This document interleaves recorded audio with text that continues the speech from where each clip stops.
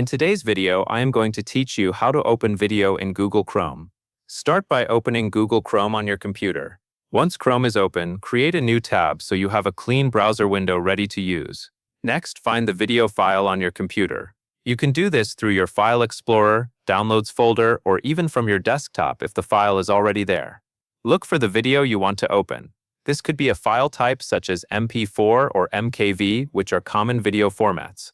If you are not sure where the file is stored, take a moment to locate it before moving on.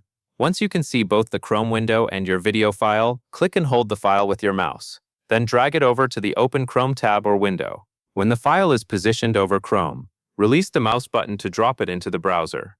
After you drop the file into Chrome, the browser will begin opening it automatically. In most cases, the video will load right away and start playing inside the tab. If it does not begin playing immediately, give it a moment to load, especially if the file is large. This drag and drop method is the fastest option because it does not require you to browse through menus or settings. It is a convenient choice when you simply want to preview a video quickly in Chrome. That covers everything you need to know.